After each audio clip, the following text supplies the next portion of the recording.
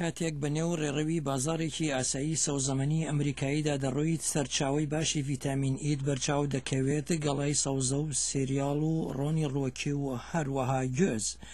زانایان دەڵێن ڤیتامین ئی سروشتی لەش لە نەخۆشی دڵ و شێرپەنجە دەپارێزێت. دکتۆر بێنیدیێتا بارتڵی لە زانکۆیاڵ کە یەکێکە لە ئەندامانی توێژینەوەیەکی نوێی ڤیتامین ئی بە ئاستەکانی جوڵەی کەسانی بەتەمەن دەبەستێتەوە.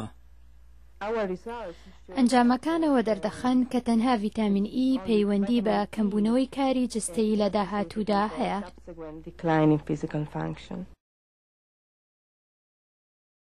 لە ساڵی 1998ەوە تا 2003 دکتۆر بارتەلی و هاوڕێیانی توێژینەوەی ئاستی ڤیتامینی نێو خوێنیان لەسەر 698 پیا و ژنی ئیتالی تەمەن سەر و 65 ساڵ ئەنجامدا. توێژەرەوان بەراوردیان لە نێوان گورجی و ڕۆیشتنیان و ڕاوەستانیان و هاوسەنگیان کرد.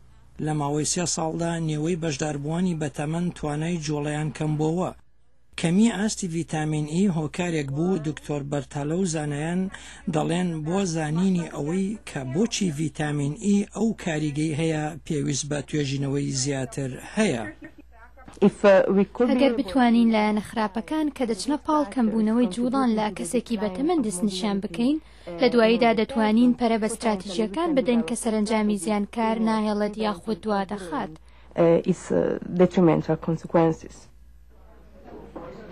لویز ئاکامپۆرای تەمەن 81 ساڵ خواردنی بەسوود دەخوات و پیاسە دەکات، بەڵام دەڵێت لەگەڵ بە ساڵداچوونیدا گۆڕان لە لەش و زەینی دای بەدی کردووە.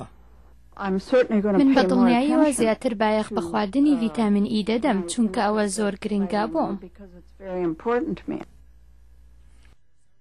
لێکۆڵەرەوان پێشنیازی ڕۆژانەی خواردنی بڕی 15 تا 30 میلیگرام ڤیتامین ئی لە سەرچاوەی سەوزەمەنی و دانەوێڵە دەکەن. ڤیتامین ئی سەرچاوە سروشتیەکان بۆ پاراستنی لەش لە نەخۆشی زیاتر کاریگەرترە لە ڤیتامینی دەست کرد. ئەوە راپۆرتێک بوو لە ڕادیۆی کوردی دەنگی ئەمریکا.